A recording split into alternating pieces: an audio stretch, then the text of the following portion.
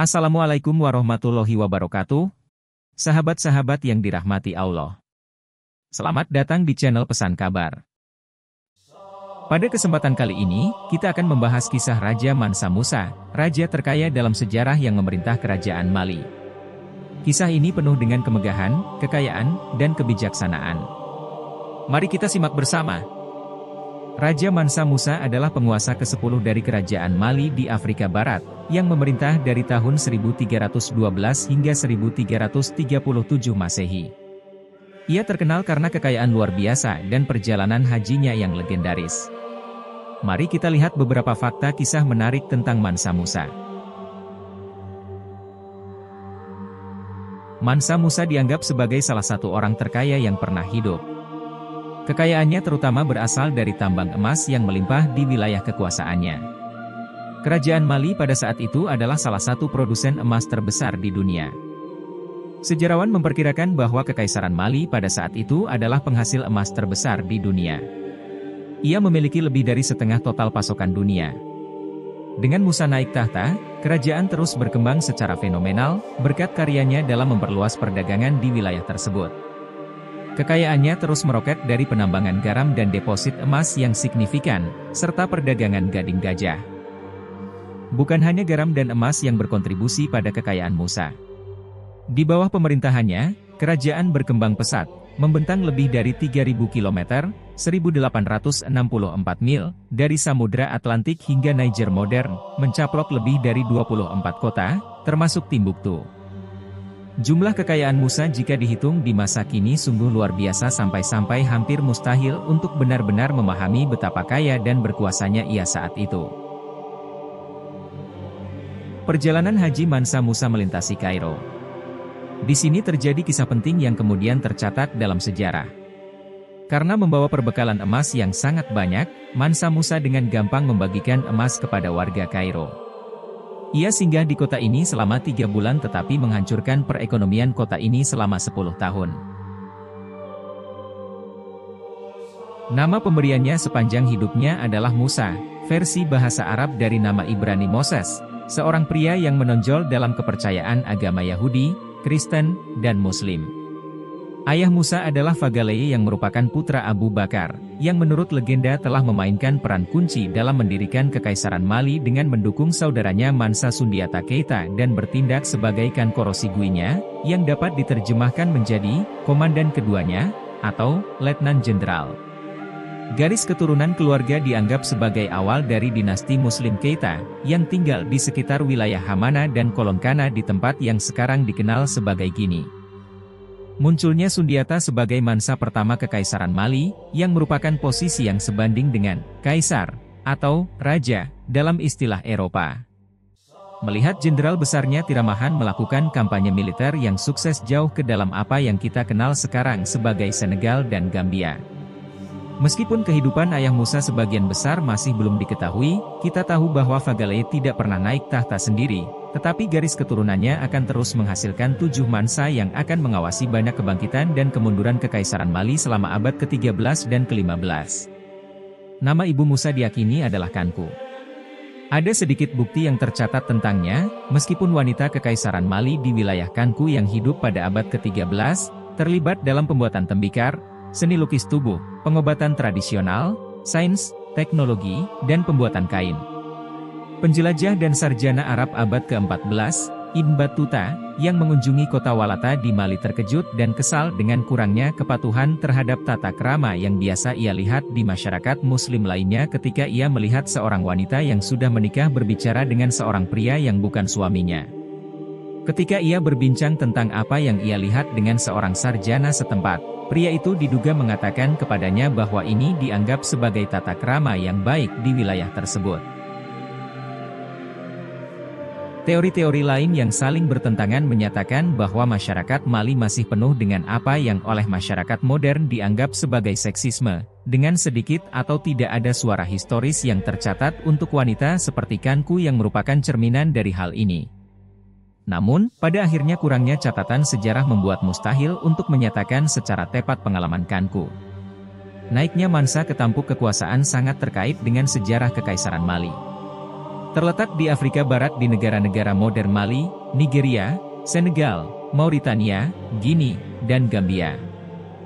Terletak di sebelah selatan Gurun Sahara, wilayah ini pertama kali menyaksikan kebangkitan kekaisaran antara tahun 700 dan 1200 Masehi. Ketika Kekaisaran Ghana secara dramatis menguasai wilayah tersebut. Itu adalah pemerintahan yang sangat canggih pada saat Eropa terhenti di abad ke-8 dan saat Islam berkembang di seluruh Afrika Utara. Meskipun berkembang pesat dan makmur, sekitar tahun 1180 Kekaisaran Ghana dengan cepat mulai menurun karena kekaisaran tersebut dipengaruhi oleh kekeringan, perang saudara, dan pengembangan rute perdagangan alternatif di seluruh Afrika Barat. Sementara itu, Kekaisaran Soso yang merupakan saingannya tumbuh di bawah kekuasaan Sumaoro Conte. Ketika Kekaisaran Ghana runtuh, Kekaisaran Soso diuntungkan dan mengambil wilayah yang luas di Ghana. Juga menaklukkan wilayah Mandinka yang merupakan bagian dari apa yang sekarang kita kenal sebagai Mali. Keruntuhan terakhir Kekaisaran Ghana dan jatuhnya Kekaisaran Soso terjadi ketika koalisi kerajaan bersatu di bawah kepemimpinan Sundiata, seorang pria yang telah mengatasi kesehatan masa kecilnya yang buruk dan statusnya sebagai orang buangan untuk dikenal sebagai Raja Singa. Sundiata Keita awalnya menyatukan beberapa kerajaan Malinke kecil di sekitar Sungai Niger Hulu, menggunakan pasukan yang terlatih dengan baik dan memanfaatkan lokasi yang menguntungkan secara komersial di tengah beberapa rute perdagangan. Sundiata mengalahkan Sumaoro dalam pertempuran Kirna pada tahun 1235 yang mengakibatkan lahirnya Kekaisaran Mali.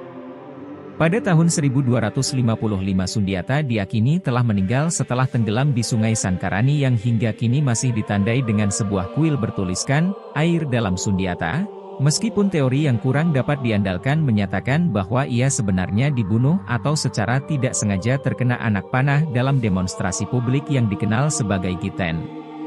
Ia meninggalkan beberapa putri dan setidaknya 3 putra, yang 2 diantaranya kemungkinan diadopsi dari para jenderalnya. Semua ini akan berperan dalam suksesi.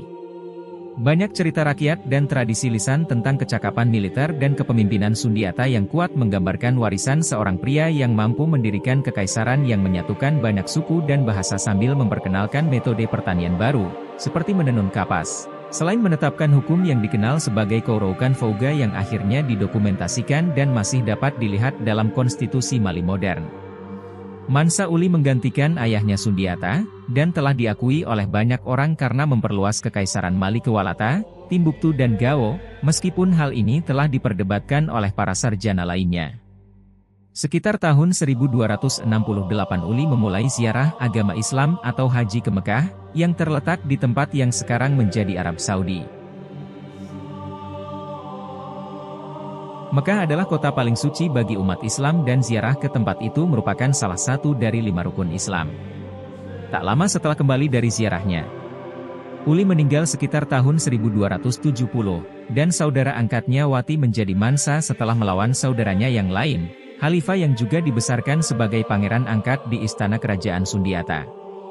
Konflik tersebut sebagian muncul dari aturan suksesi yang tidak menetapkan perlunya garis keturunan untuk menduduki tahta. Wati mengawasi 4 tahun yang penuh gejolak dengan bagian-bagian kekaisaran yang tumbuh gelisah secara politik, sebelum ia meninggal sekitar tahun 1274 dan Khalifah kembali ke ibu kota Niani dan merebut tahta sebelum keponakan Sundiata, Bata Mandebori dapat menjalankan ambisinya sendiri. Dipercaya bahwa Khalifah memerintah sebagai mansa selama sekitar 2 tahun yang menyaksikan pertikaian politik terus berlanjut antara berbagai faksi politik di kekaisaran.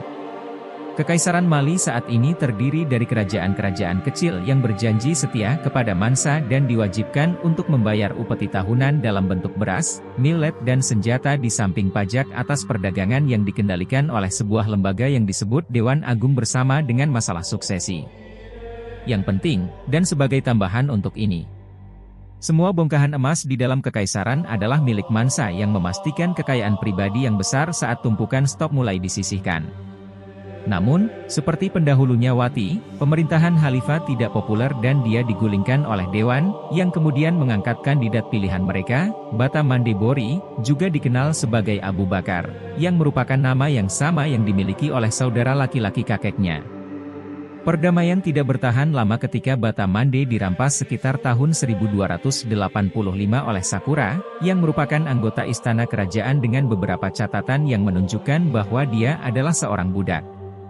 Teori lain menyatakan bahwa istilah budak bukanlah makna harfiahnya, melainkan referensi ke akar Sakura di klan Tontajon Taniworo yang merupakan orang merdeka tetapi sering disebut sebagai budak.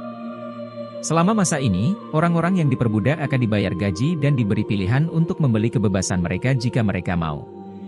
Perbudakan berbeda dengan perbudakan barang bergerak dan rezim perbudakan yang lebih keras di kemudian hari.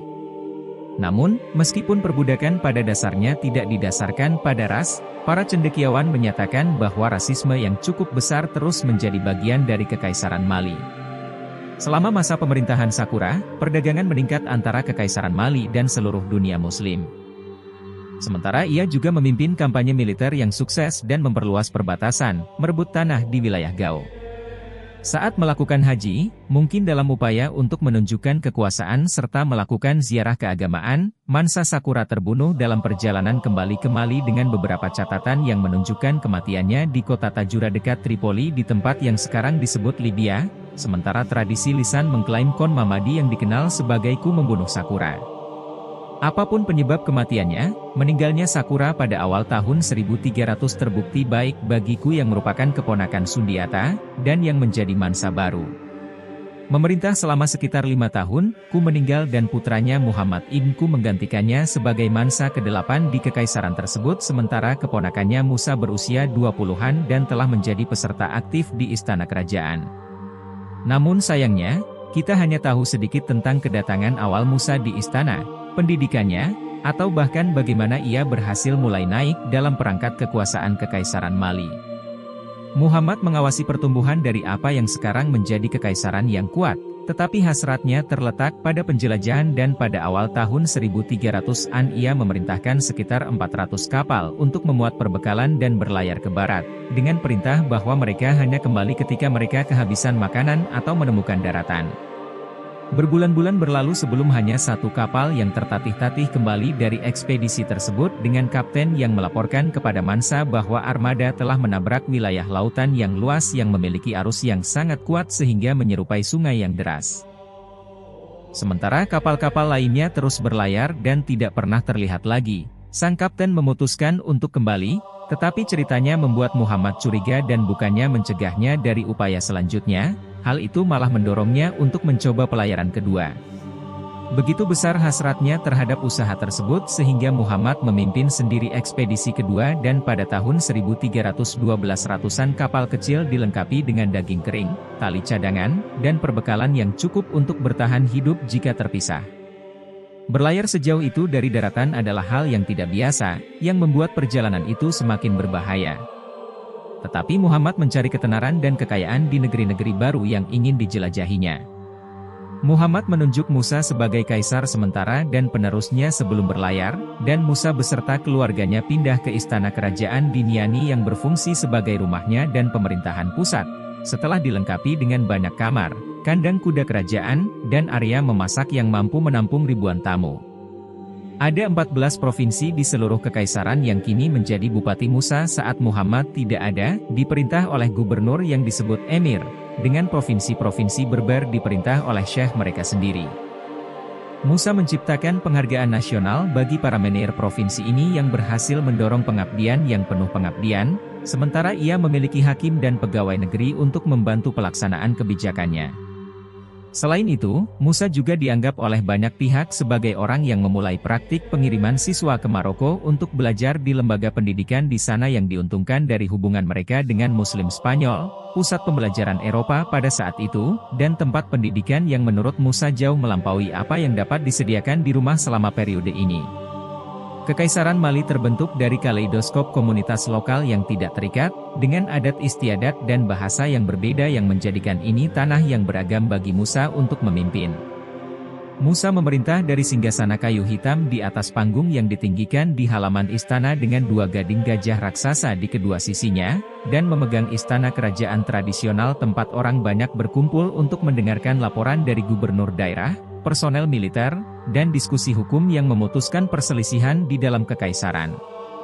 Dengan segala kemewahan dan tugas yang diberikan kepadanya oleh Muhammad, seiring berjalannya waktu Musa diakui sebagai mansa dan diberi dialih sendiri yang bertugas sebagai penasihat utama selain sebagai pembawa berita dan pemandu acara yang akan menjadi juru bicaranya dengan menyampaikan keinginan dan perintah resmi.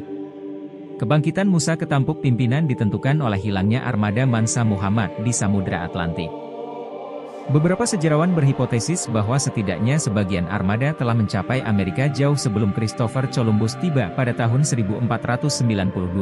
Sementara yang lain berpendapat bahwa seluruh rombongan manusia kemungkinan besar hilang di lautan luas yang belum pernah mereka lalui dan dengan kapal-kapal yang tidak cukup untuk menyeberangi Atlantik. Teori ketiga menyatakan bahwa Musa berkonspirasi untuk menghancurkan ekspedisi tersebut sehingga ia dapat mengklaim kekuasaan dari Muhammad. Tetapi tidak ada bukti kuat untuk klaim tersebut. Namun, yang dapat kita pastikan adalah bahwa hal ini menjadikan Musa sebagai mansa Kekaisaran Mali pada awal tahun 1310-an.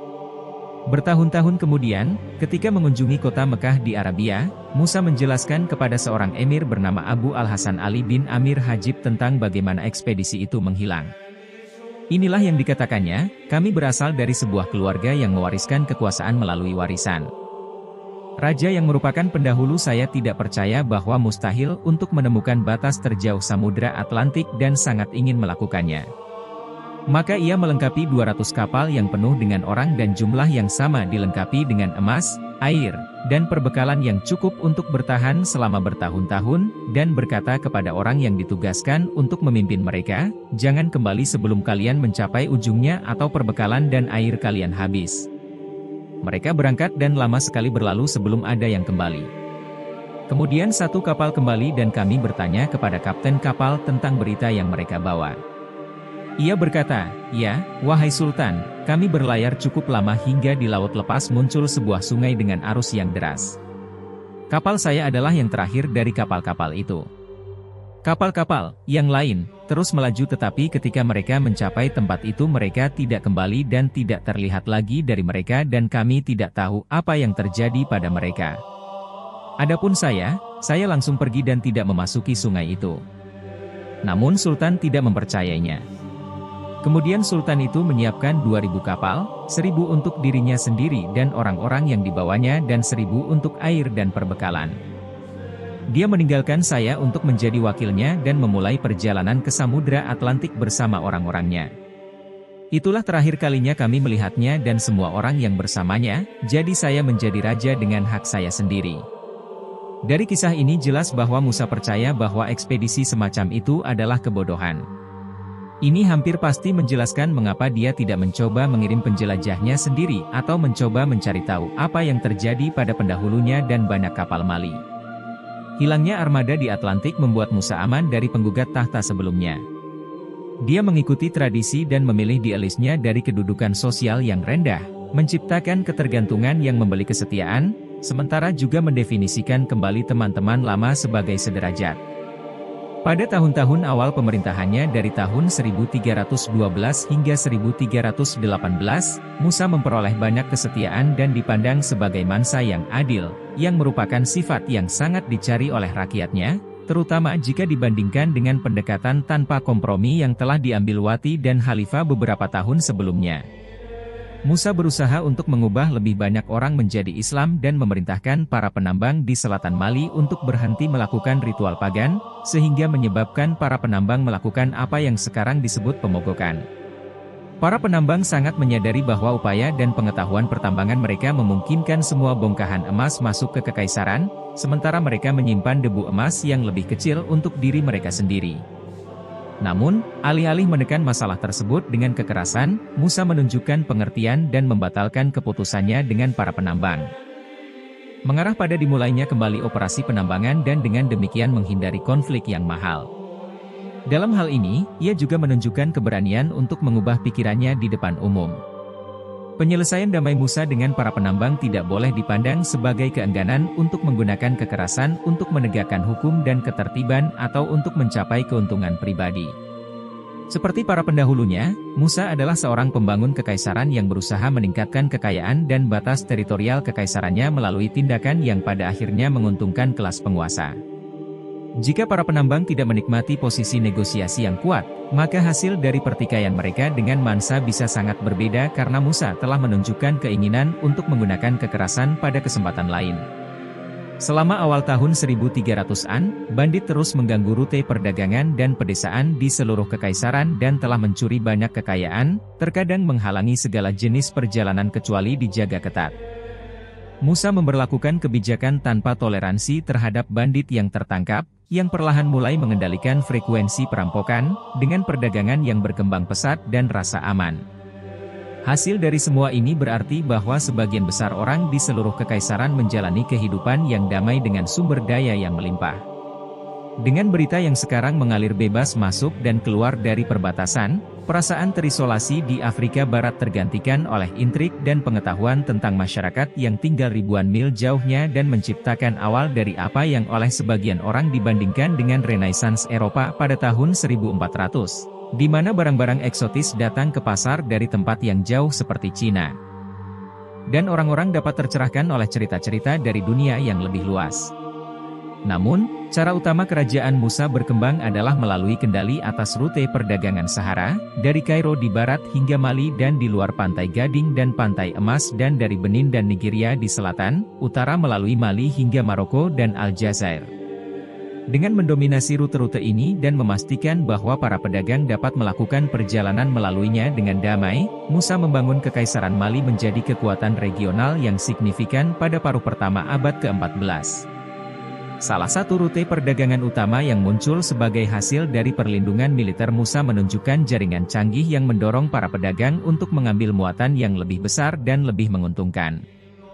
Menghubungkan tambang garam yang terletak di selatan Tagaza dengan tambang emas di utara Wangara menyebabkan munculnya kota pelabuhan, tempat barang diperdagangkan dan diturunkan ke moda transportasi yang lebih efektif. Unta digunakan di gurun selatan sementara keledai digunakan di utara, yang terakhir sebagian besar kebal terhadap lalat seste yang hidup di hutan Katulistiwa di jalur perdagangan utara. Kota pelabuhan menjadi tempat terjadinya negosiasi antara para pedagang, dengan satu sumber menyatakan bahwa 1 pon garam sama nilainya dengan 1 pon emas, meskipun ini jelas terbuka untuk diperdebatkan, hal itu mencerminkan pasokan besar logam mulia yang dinikmati Mali. Bagi Musa dan Kekaisaran, kota pelabuhan penting untuk memastikan pajak dikumpulkan secara efisien dari pedagang domestik dan asing. Sungai Niger, Gambia, dan Senegal juga mengalir melalui Kekaisaran Mali dan perdagangan dengan perahu didorong melalui rute perdagangan yang terorganisasi dan damai yang menambah pendapatan pajak lebih lanjut ke kekayaan Musa yang sudah luar biasa. Sementara barang-barang diperdagangkan seperti millet, beras, madu, dan kurma, Musa adalah penunggang kuda yang gemar dan juga menyadari bahwa barang-barang itu berguna dalam peperangan. Dia membentuk pasukan tempur yang kuat dengan sekitar 10.000 kavaleri di pasukan kekaisarannya, yang total kekuatannya diperkirakan 100.000 orang. Diperkirakan oleh beberapa orang bahwa Musa memiliki pasukan tempur terbesar ketiga di dunia saat ini, setelah sejumlah kecil negara lain seperti Cina dan negara-negara penerus Mongol di Asia Tengah. Dengan menggunakan kelompok pedagang kerajaannya sendiri yang tersebar di seluruh kekaisaran, Mansa menetapkan bahwa kekuatan mereka untuk membeli dan menjual akan menjadi yang pertama dalam antrian, yang secara efektif memastikan kualitas tertinggi dan kuantitas yang dibutuhkan dari aset populer seperti kuda Arab dan logam yang digunakan untuk senjata jarang dalam persediaan yang sedikit. Kavaleri Mali dilengkapi dengan hiasan kepala tembaga, rantai besi dan tunik bantal yang mereka kenakan dalam formasi ketat di atas kuda yang paling dapat diandalkan, yang secara efektif menjadikan mereka unit elit dan kuat. Tombak beracun, pisau, tombak, dan pedang. Seringkali di festival, para pejuang elit akan memamerkan ilmu pedang mereka karena ilmu pedang dianggap sebagai seni dalam masyarakat Mali selain teknik militer. Farimba adalah unit yang sebanding dengan ksatria Eropa, yang memimpin unit kavaleri yang sering dikerahkan dalam gerakan ofensif untuk kekaisaran. Untuk pertahanan, pasukan memiliki perisai kulit binatang dan helm besi, dengan unit kavaleri yang lebih kaya seringkali memiliki baju zirah rantai paling efektif yang terlihat di seluruh Afrika Barat Laut. Pada tahun 1324, sekitar 12 tahun dalam pemerintahannya, Musa melakukan perjalanan sejauh 9.000 mil ketika ia berangkat ke Mekah seperti yang dilakukan Mansa Sundiata pertama. Ini adalah haji atau ziarah ke Mekah yang terkenal, yang harus dilakukan semua muslim jika mereka mampu secara finansial dan fisik untuk melakukannya. Kekaisaran itu damai dan melalui pengaruh dan perdagangan, kekaisaran itu menjadi lebih besar dan lebih kuat daripada sebelum pemerintahannya, sehingga Musa memutuskan untuk melakukan perjalanan melalui darat daripada laut untuk menunjukkan kekuatan dan kemakmuran kepada dunia luar. Ziarah akan membawa Musa melewati salah satu gurun terbesar di dunia, mengikuti garis pantai Laut Merah dan akhirnya menyusuri Jazirah Arab ke Mekah. Beberapa sumber mengklaim bahwa Musa membangun sebuah masjid setiap hari Jumat, dan kemudian melanjutkan ziarahnya. Ini akan menghasilkan hingga 2000 masjid selama hidupnya, yang akan menunjukkan tidak hanya kekayaannya yang luar biasa tetapi juga dedikasinya terhadap agama. Kritikus teori ini menunjukkan bahwa bukti bangunan-bangunan ini tidak ada lagi dan hampir dapat dipastikan itu adalah mitos, tetapi fakta bahwa klaim seperti itu dapat dibuat menunjukkan kesalehan Musa. Kita tahu lebih pasti bahwa persiapan selama berbulan-bulan untuk haji akan diperlukan, dan ketika semuanya selesai Musa telah mengumpulkan rombongan 60.000 orang yang belum pernah terjadi sebelumnya, yang mencakup sekitar 12.000 pelayan pribadi, 8.000 tentara, anggota keluarga dan banyak tamu seperti gubernur sampai ke pekerja dari dalam kekaisaran. Sementara sebagian besar peziarah akan menyelesaikan perjalanan dengan berjalan kaki, Musa berangkat dengan seekor kuda jantan hitam dengan ornamen emas dengan mansa mengenakan celana panjang lebar yang tidak hanya terbuat dari bahan mewah eksklusif yang disediakan untuknya, tetapi melalui lebar bahan tersebut menunjukkan status sosialnya yang tinggi sesuai dengan adat di Mali. Kerumunan bersorak mengucapkan selamat tinggal kepada karavan, menyaksikan tontonan penuh warna dengan warna-warna berani yang mewah dan perhiasan yang dihiasi oleh banyak orang. Sementara di depan Musa ada 500 pelayan terpilih yang berjalan dalam satu kolom dan membawa tongkat emas 4 pon yang indah sementara sejumlah pemandu tersebar di sekitar untuk menavigasi rute. Secara logistik, itu adalah operasi besar, dengan ratusan unta dan kuda berbaris panjang, syarat dengan perbekalan seperti makanan, air, tenda, peralatan, dan pakaian. Sementara sekitar 80 unta membawa 80 pon emas masing-masing yang akan berfungsi sebagai hadiah atau mata uang untuk persediaan ulang jika diperlukan selama perjalanan. Saat matahari terbenam, kafilah telah meninggalkan Niani dan bergerak melalui padang rumput tempat Musa dan pengawalnya dapat melepaskan diri dari kelompok utama dalam perjalanan dan dengan mudah bergabung kembali dengan kuda-kuda mereka yang bergerak lebih cepat daripada kelompok utama. Menyaksikan anak singa bermain, berlari kencang di samping antelop, dan terhibur dengan kecanggungan jerapah muda yang mengulurkan tangan untuk minum air, adalah penemuan yang disukai Mansa sambil juga bertemu banyak orang yang menyaksikan kafilah itu bergerak. Pada suatu kesempatan, setelah menemukan pohon baobab yang diketahui dapat menahan air di kulit kayunya yang lembut, Musa bertemu dengan seorang pria yang telah membuat bengkel di dalam pohon tempat ia menenun kapas di tempat teduh yang sejuk yang merupakan sebuah kisah yang diceritakan kembali oleh Mansa, seperti sifatnya yang ingin tahu dan minatnya dalam pengembangan ekonomi dan teknologi. Dengan gurun Sahara menggantikan padang rumput yang subur, tantangan besar pertama bagi kafilah itu ada di hadapan mereka saat suhu naik hingga 58 derajat Celcius dan turun tajam di bawah 0 derajat Celcius di malam hari. Di lanskap tandus berbatu dan berpasir, setiap orang membutuhkan 1 galon air sehari sementara unta minum 25 galon dalam waktu beberapa menit menyimpannya selama berminggu-minggu. Dimanapun memungkinkan persediaan air diisi ulang di beberapa kantong air yang ditemukan, dengan para pelayan Musa melakukan pemuatan dan pembongkaran terus-menerus dari persediaan hewan pengangkut. Para juru masak akan menyiapkan makanan lengkap untuk setiap orang dan bahkan beberapa hiburan yang dibayar oleh Musa yang membantu kafilah tersebut membuat kemajuan yang pasti melintasi padang pasir seluas 3.500.000 mil persegi, menggunakan bintang-bintang dan tanda-tanda angin di pasir untuk memandu mereka. Berangkat dari Niani ke Walata, ke Tagaza sebelum melewati Tasilien, Ajer dan kemudian melalui Gadanes, kafilah tersebut melanjutkan perjalanan ke pemerhentian utama pertamanya di kota besar Mesir, Kairo. Musa dan rombongannya sangat gembira setelah mendengar banyak tentang kota tersebut dari para pedagang. Begitu banyaknya pasokan emas dari Mali, sehingga, jika dikombinasikan dengan kemurahan hatinya, masuknya logam mulia secara tiba-tiba menyebabkan penurunan harga emas di Kairo yang berlangsung selama bertahun-tahun berikutnya. Musa diduga mencoba memerangi inflasi dengan membeli kembali sebagian emas surplus dan ini membantu menenangkan pasar sambil menekankan betapa banyak kekayaan yang telah dikumpulkan kekaisaran untuk dapat mengendalikan pasar luar negeri. Dengan perjalanan sekitar 1000 mil yang masih harus ditempuh, kafilah tersebut berangkat dari Kairo pada tanggal 18 Oktober 1324 menuju padang pasir antara Sungai Nil dan Laut Merah di sebelah timur, mencapai Teluk Suez setelah beberapa hari sebelum melangkah ke benua Asia untuk pertama kalinya. Rute perdagangan bertemu saat mereka tiba di utara Teluk Akaba, dengan orang Asia, Eropa, dan Afrika semuanya berbaur dan Musa mendapati dirinya terpesona dengan berbagai macam orang yang dilihatnya.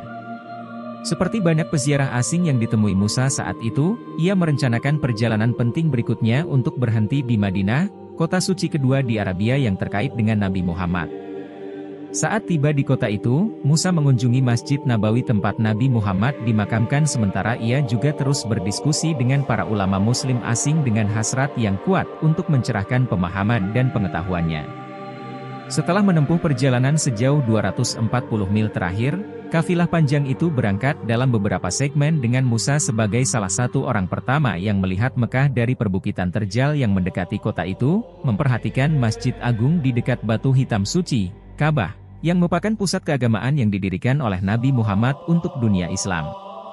Saat memasuki Mekah, 12 hari haji dimulai dengan Musa mengikuti adat istiadat mengenakan pakaian putih sederhana dan melepas semua perhiasan, yang secara efektif melepaskan statusnya sebagai penguasa untuk sementara waktu agar dapat menjadi saudara bagi sesama pria dan wanita yang beriman. Doa, perayaan, dan ritual mengisi hari-hari yang mencapai puncaknya pada hari ke-9 ketika Musa bergabung dengan para peziarah lainnya di Gunung Rahmat. Pada suatu saat selama haji di Mekah, perkelahian hampir terjadi antara sekelompok peziarah Mali dan Turki, dengan pedang terhunus di Masjid Al-Haram, tetapi diplomasi khas Musa meredakan situasi sebelum memanas.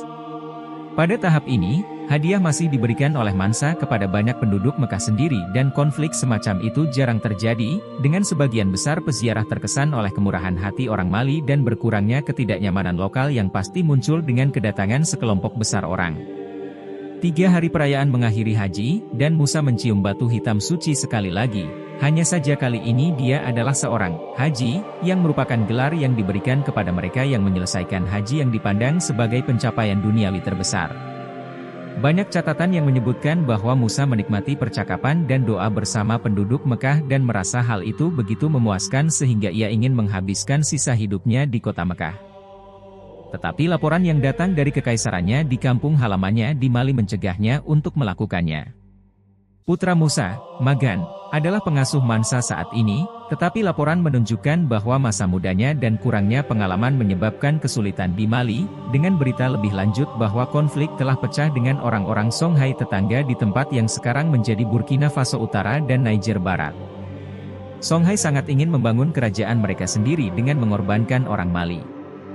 Oleh karena itu, persiapan untuk perjalanan panjang kembali ke Mali dimulai, dengan Musa membuka undangan kepada banyak cendekiawan lokal dan keturunan Nabi, yang dikenal sebagai Syurafa, untuk bergabung dengannya dan kembali ke Niani untuk membantu membangun dan memberkati kekaisarannya. Salah satu yang menerima adalah Abu Ishaq Asy-Syaili, seorang penyair dan arsitek populer yang sering disebut sebagai Temur, yang telah menjadi sangat dekat dengan Mansa sebelum menerima tawarannya. Setelah berangkat, mereka menghabiskan banyak waktu berbincang-bincang tentang rencana Musa untuk Mali, yang ia harapkan dapat terwujud sambil memastikan persiapan putranya untuk suksesi, sebelum akhirnya kembali untuk menjalani kehidupan yang kini diinginkannya di Mekah. Pada saat kafilah tersebut mencapai Kairo, berita tentang kunjungan pertama mereka telah menyebar jauh ke seluruh dunia yang dikenal, dengan para pedagang dan penjelajah Eropa dan Asia yang menunggu untuk melihat langsung kekayaan Musa.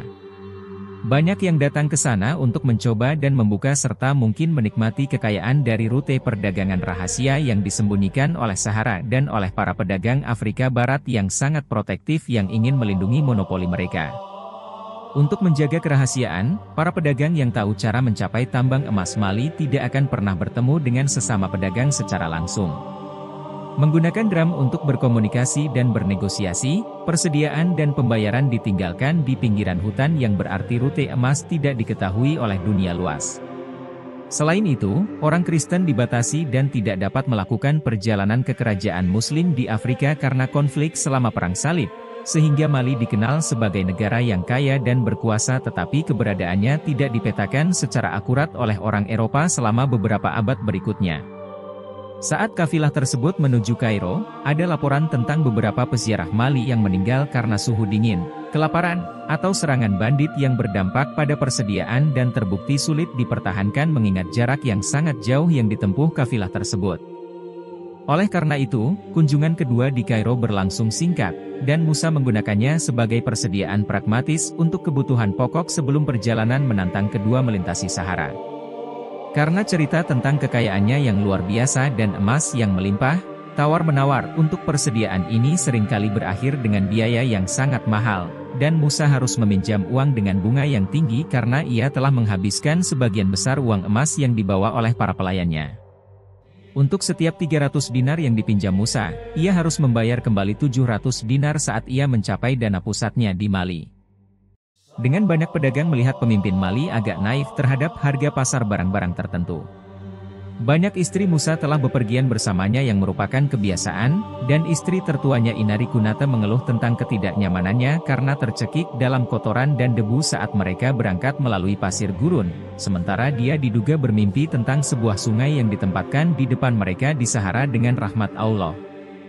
Saat berkemah suatu malam, Musa menanggapi istrinya ketika dia memerintahkan salah satu pelayan utamanya Fabra untuk mengatur parit sepanjang 1000 meter untuk digali dengan dinding di sekelilingnya untuk kerahasiaan, sebelum mengisinya dengan air dari oasis di dekatnya.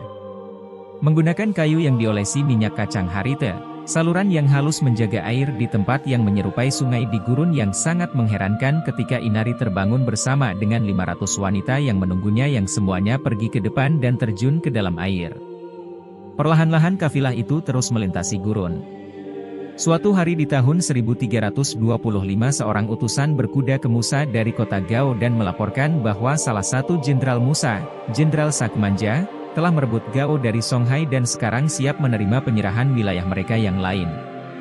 Meskipun sebelum ziarahnya pasukan Musa telah memimpin kampanye militer yang sukses seperti mengambil tambang garam Walata dan Tegazza, kemenangan terakhir oleh jenderalnya ini adalah keuntungan paling besar yang dibuat di perbatasan Mali. Meskipun Musa tidak menyelesaikan penaklukan ini secara langsung, itu adalah indikasi dari posisi kuat yang telah ditinggalkannya di Mali ketika ia berangkat haji bahwa Sakmanja mampu mengalahkan Songhai dengan cara ini. Catatan lain mengecilkan kemenangan itu, menunjukkan bahwa itu lebih mungkin telah menjadi perebutan kembali kota bawahan pemberontak Gao, dengan Mansa Sakura sebagai penakluk pertama tanah ini. Apapun situasinya, hal itu penting dan menumbuhkan hasrat dalam diri Musa untuk terlibat secara pribadi dalam kemenangan besar ini. Akibatnya ia memerintahkan pemandunya untuk mengubah rute kembalinya dan membawa karavan ke selatan menuju Gao di mana ia akan menerima penyerahan diri langsung dari Raja Songhai sendiri. Beberapa teori menyatakan bahwa Musa selalu berencana untuk mencaplok Gao dan wilayah Songhai, tetapi sebagai bentuk kecerdasan politik, ia menunggu untuk mengirimkan perintah untuk melakukannya hingga ia berada di perjalanan pulang ziarahnya, karena ia menyadari ambisi tetangganya dari Maroko untuk menyerbu wilayah tersebut. Mesir, Maroko, dan Kekaisaran Mali saat itu berebut kendali atas rute perdagangan yang menguntungkan di Afrika Utara dan Musa menunjukkan hasrat untuk mempertahankan hubungan diplomatik daripada memaksakan perang yang panjang dan merusak. Seperti yang biasa terjadi dalam kemenangan militernya, Musa membiarkan kerajaan yang kalah terus menjalankan urusan internal mereka sendiri, sementara Mali akan mengendalikan urusan militer dan luar negeri dengan upeti dari negara bawahan yang juga disetujui secara resmi. Dengan demikian, ini merupakan bentuk pemerintahan feodal yang terdesentralisasi. Bagi penduduk Gao, banyaknya orang yang datang dalam karavan yang berpakaian mewah, dipimpin oleh Mansa yang menunggangi kuda hitamnya dengan gagah, tidak akan membuat mereka ragu akan kekuatan yang dimiliki oleh orang-orang yang telah menaklukkan mereka. Musa adalah seorang diplomat yang baik yang menyadari bahwa menghina raja yang kalah tidak akan ada gunanya. Dan negosiasi itu berlangsung dengan penuh rasa hormat meskipun didikte oleh Mansa. Hal ini mengakibatkan Kekaisaran Songhai diserap ke dalam Kekaisaran Mali dengan sebagian besar penduduk kota diperbudak dan dikirim untuk bekerja di pertambangan atau untuk dinas militer, meskipun mereka akhirnya dapat membeli kembali kebebasan dengan upah jika mereka mau. Seperti yang biasa terjadi, dua anak Raja Songhai juga akan dibawa sebagai sandera yang diperlakukan dengan baik ketika Musa datang untuk pergi, tetapi tidak sebelum ia menjelajahi kota itu. Setelah menemukan masjid utama di Gao beratap jerami, Musa memanggil arsiteknya dan menugaskan mereka untuk membangun sebuah masjid yang akan memiliki lebih banyak keindahan dan kemewahan. Dengan desain dan konstruksinya, melalui masjid baru inilah Musa memperkenalkan gaya arsitektur baru ke bagian Afrika ini yang memperlihatkan bangunan bata tinggi yang dijemur di bawah sinar matahari yang kemudian disebut gaya Mali, jenis arsitektur yang akan dikagumi selama ratusan tahun setelahnya. Dengan jalan setapak yang tebal yang memastikan bangunan tetap sejuk, dan balok palem yang mudah diperbaiki serta bahan bangunan berbasis lumpur, urbanisasi komunitas yang lebih kecil membawa kualitas hidup yang lebih baik bagi banyak orang. Setelah itu, Musa memimpin karavan keluar dari Gao dan menyusuri sungai Niger lebih jauh ke Kekaisaran Songhai lama yang kini telah ditaklukkan oleh Mali, dan segera menemukan kota penting lain yang kini menjadi bagian dari Kekaisaran Mali mereka dan yang sedang berada di puncak kejayaannya. Mansa konon terkesan dengan posisi Timbuktu yang dipenuhi pedagang yang sibuk bepergian naik turun air membawa barang dan orang dengan kano tradisional beralas datar yang panjangnya mencapai 66 kaki. Seperti di Gao, Musa tidak terkesan dengan masjid di kota itu dan sekali lagi merencanakan pembangunan Masjid Jingiwerebar, bersamaan dengan pengembangan lembaga pendidikan di sana. Cikal bakal Universitas Sankore yang menjadi lembaga pendidikan terkenal bagi para sarjana Afrika berkulit hitam bersama para mahasiswa dari tempat yang jauh seperti Eropa saat kota itu berkembang menjadi pusat pendidikan Islam sekaligus pusat perdagangan. Musa mempekerjakan para ahli hukum, astronom, dan matematikawan di universitas itu sementara ia memperkuat kekuasaannya atas kota itu dengan membangun istana untuk dirinya sendiri dengan menggunakan arsitek dari wilayah Andalusia Spanyol. Arsitektur masjid dan lembaga pendidikan ini layak untuk dibahas lebih lanjut. Masjid ini dibangun hampir seluruhnya dari tanah, jerami, serat, dan bahan organik lainnya. Hanya menara masjid yang tampaknya diperkuat menggunakan balok batu kapur. Meskipun demikian, bagian dalam dan 3 halaman mampu menampung sekitar 2.000 orang. Selain itu, meskipun telah mengalami beberapa kerusakan selama berabad-abad, masjid ini masih utuh hingga saat ini dan merupakan situs warisan dunia UNESCO. Ini merupakan pernyataan yang mencolok tentang kecerdikan orang Mali pada awal abad ke-14 bahwa mereka mampu membangun kompleks yang sangat kuat dan kokoh dari bahan-bahan yang sangat sederhana dengan cara yang membuatnya mampu bertahan lama. Ini akan menjadi salah satu permata mahkota kota baru Musa, Timbuktu. Penangkapannya pada pertengahan tahun 1320, An menyebabkannya menjadi kota terdepan di seluruh kekaisaran karena Musa mengidentifikasinya sebagai kota yang sangat berharga dalam dominasinya terhadap rute perdagangan di seluruh wilayah dan juga warisan kunonya.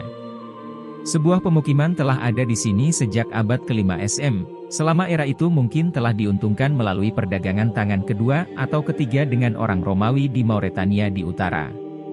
Pemukiman itu berkembang pesat pada milenium pertama SM di belakang koneksi perdagangan baru dengan orang Arab dan Berber di Afrika Utara, tetapi juga karena pengembangan tambang emas dan tambak garam yang luas di dekatnya. Lokasinya sekitar 9 mil jauhnya dari sungai Niger memberinya akses sungai, sementara itu cukup jauh dari inti gurun Sahara di abad pertengahan yang lebih dingin sehingga menjadi pusat pertanian juga. Lebih suram lagi, itu juga merupakan pusat utama perdagangan budak Trans-Sahara di zaman kuno dan abad pertengahan. Dengan demikian, kota baru yang berada di bawah kekuasaan Musa pada pertengahan tahun 1320, An itu menjadi salah satu pusat perdagangan dan budaya terpenting di seluruh Afrika Barat Laut. Keputusannya untuk menjadikannya pusat pendidikan dan keagamaan memastikan reputasinya sebagai situs warisan hingga saat ini. Bersama istrinya dan sejumlah orang terpilih, Musa memutuskan untuk menyelesaikan perjalanan terakhir kembali ke Niani melalui tongkang yang dibuat khusus yang berarti perjalanan itu menjadi lebih nyaman. Sesampainya di ibu kota, Mansa disambut dengan perayaan dan banyak kegembiraan, dengan cerita-cerita tentang ziarah sebelum kedatangan Musa dan menggugah rakyatnya dengan gembira. Sesuai dengan kata-katanya, pada bulan-bulan berikutnya Musa bersama dengan banyak teman asing barunya mulai mengembangkan ibu kota dan membangun aula audiensi yang dihiasi dengan arabesque warna-warna berani yang mewah dengan bingkai jendela emas. Semuanya dipotong dengan batu dan di atasnya terdapat kubah yang mengesankan. Proyek-proyek yang lebih kecil juga diselesaikan, dengan seorang sarjana Italia yang berkunjung bernama Sergio Domain kemudian berkomentar bagaimana 400 kota di Kekaisaran Mali ditingkatkan dan sebagai hasilnya menikmati populasi yang padat dan kemakmuran. Musa menghabiskan banyak waktu setelah kepulangannya berbicara dengan Magan dan gubernur seniornya, mungkin menegaskan kembali keinginannya untuk mempersiapkan putranya menjadi mansa penuh waktu sehingga ia dapat kembali untuk menjalani sisa hidupnya di Mekah. Namun, dengan kisah langsung yang lengkap tentang kepemimpinan yang buruk dari penggantinya yang sekarang terungkap, Musa tahu rencananya untuk meninggalkan Mali akan berisiko runtuhnya apa yang sekarang menjadi salah satu kekaisaran terbesar di Afrika. Melalui jaringan gubernur daerah, pengawas, pemimpin kota dan diplomat, para pemimpin lokal sebagian besar merasa puas dengan kekaisaran, meskipun konflik sporadis kadang-kadang harus ditangani seperti kerajaan Mosi yang menyerang Timbuktu pada tahun 1330 yang dengan cepat diambil kembali oleh Mansa dan diperkuat dengan benteng batu.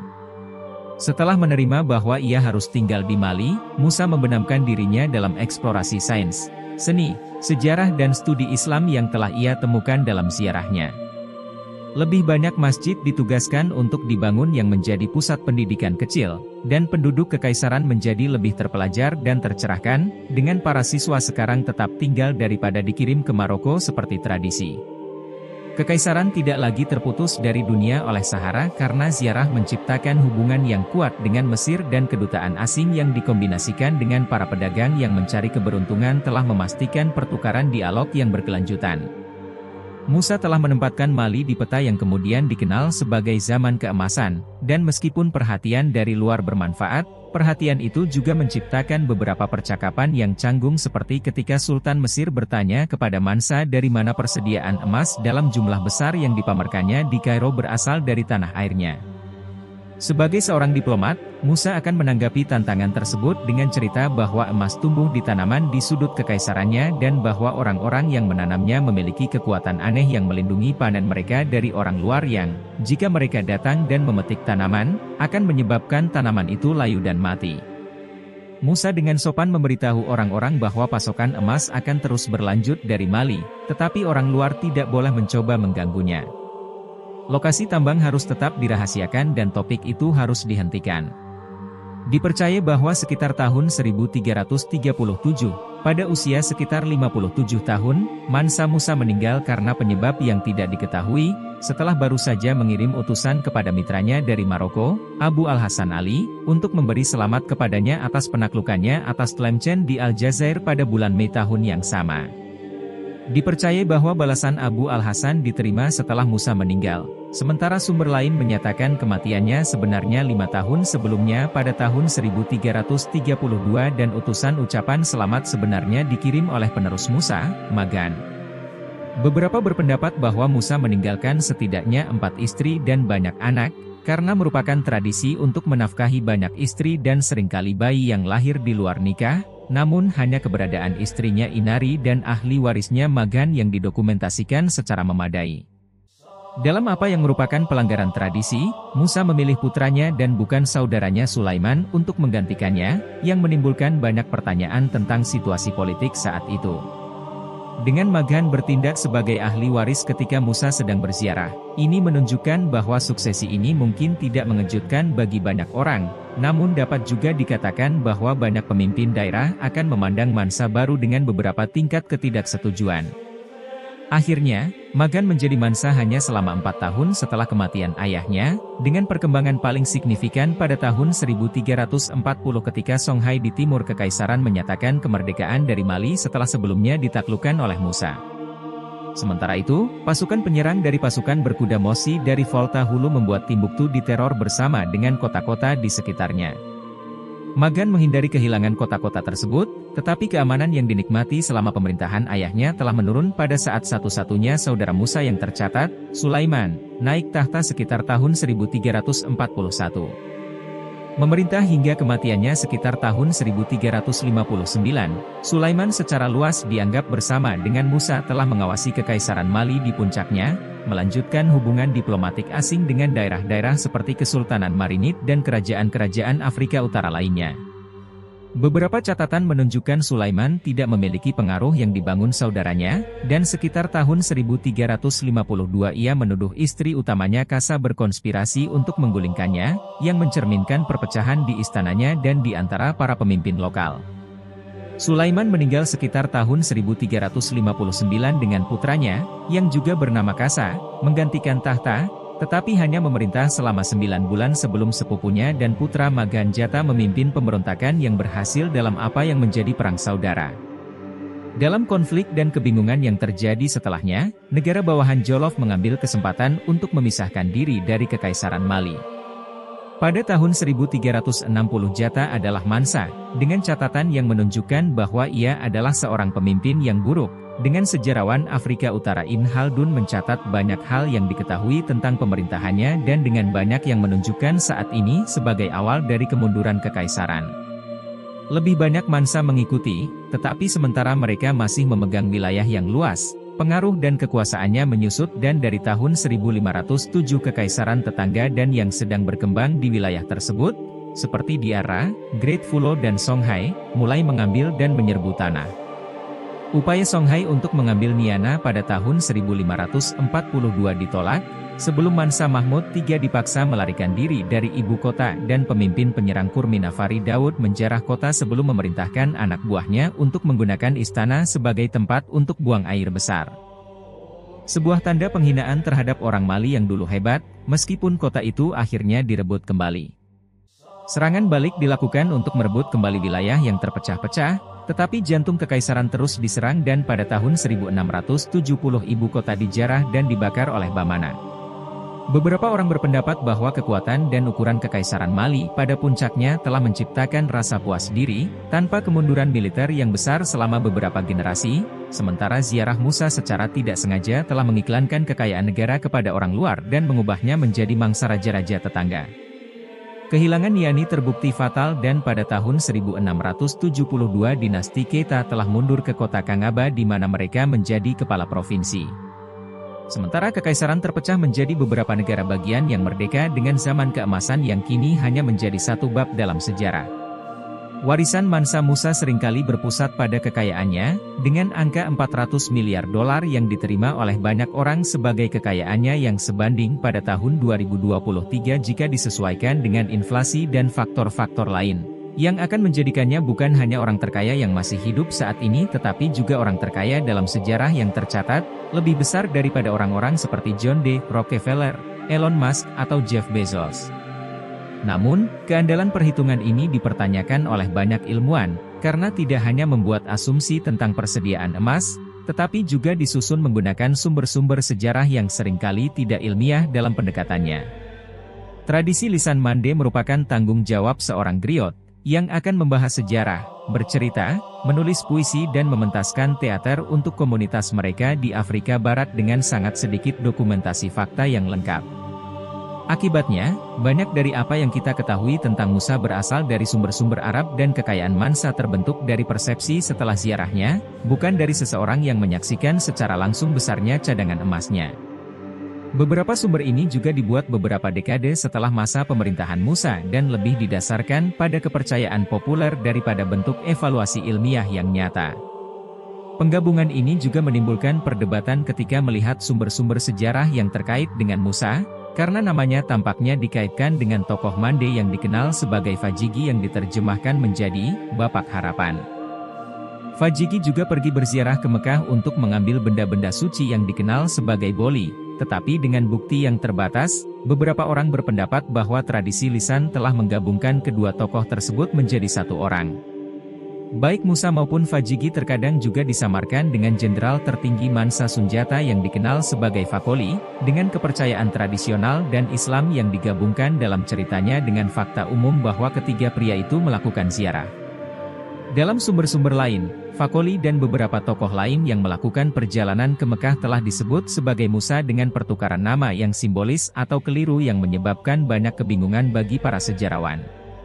Kekayaan Musa yang tersohor dan kronologi spesifik dari banyak peristiwa penting dalam hidupnya masih belum diketahui, tetapi kita tahu bahwa ia melakukan ziarah yang mengesankan ke Mekah yang menempatkan Kekaisaran Mali di peta bagi banyak orang yang tinggal jauh di tempat yang jauh. Pada tahun 1375 peta paling penting dari abad pertengahan dibuat dan diberi nama Atlas Catalan, yang menampilkan gambar Mansa Musa memegang benda emas dan keterangan yang merujuk kepadanya sebagai orang terkaya dan termulia dari semua negeri ini karena melimpahnya emas. Kita juga tahu bahwa karakternya murah hati dan adil, dengan pemberian hadiah dan kepemimpinannya yang sukses selama puncak kekaisaran sebagai bukti utama untuk ini. Menunjukkan pemahaman diplomatik selain menguasai beberapa bahasa menunjukkan bahwa Mansa adalah orang cerdas yang membuat keputusan yang diperhitungkan yang menghasilkan kesetiaan. Kekayaan kekaisarannya tentu saja merupakan faktor utama dalam pemerintahannya, tetapi ia juga harus dipahami sebagai penguasa yang sukses dalam hal-hal lain. Misalnya, menambahkan Gao dan Timbuktu ke Kekaisaran Mali merupakan episode yang sangat penting, seperti halnya pendirian universitas di kota yang terakhir. Ini adalah salah satu pusat budaya besar di Afrika Barat selama berabad-abad yang akan datang dan memang Timbuktu telah tercatat dalam sejarah sebagai kota yang hampir seperti dongeng di Afrika Sahara, sebagian besar karena cara Musa mengembangkannya selama pemerintahannya. Sulit untuk tidak berpikir bahwa pengalamannya dalam haji membentuk bagaimana ia melakukannya. Musa sangat terpengaruh oleh pengalamannya di Mekah, kembali dengan rombongan ahli baru yang mengerjakan banyak pembangunan dengan gaya arsitektur yang asing bagi sebagian besar wilayah Afrika Barat. Masih relevan hingga saat ini, kisah Musa telah menginspirasinya untuk ditampilkan dalam permainan komputer seperti seri Civilization. Sementara dalam film Black Panther tahun 2018, warisan Musa menginspirasi karakter dalam film yang sukses di Hollywood dan meraup lebih dari 1,3 miliar dolar di box office. Kita tidak akan pernah tahu semua fakta tentang Musa, tetapi sejarah akan terus mengingatnya karena kekayaannya dan keberhasilannya memimpin rakyat yang tinggal di Kekaisaran Mali yang agung. Budaya populer di abad ke-21 bahkan menampilkan lagu berjudul Mansa Musa dalam album ketiga rapper Anderson .Paak, di mana artis tersebut berbicara tentang kekayaan dan kekuasaannya yang luar biasa. Jadi, Mansa Musa terus hidup melalui fakta dan cerita rakyat sebagai penguasa kuasi mitologis yang di sekitarnya banyak mitos dan cerita telah dibangun. Apa pendapat Anda tentang Mansa Musa? Apakah dia salah satu tokoh paling penting dalam sejarah Afrika Barat? Terima kasih telah menyimak video ini sampai selesai. Semoga kisah Mansa Musa dapat menjadi inspirasi bagi kita semua. Sampai jumpa di video berikutnya. Wassalamualaikum warahmatullahi wabarakatuh.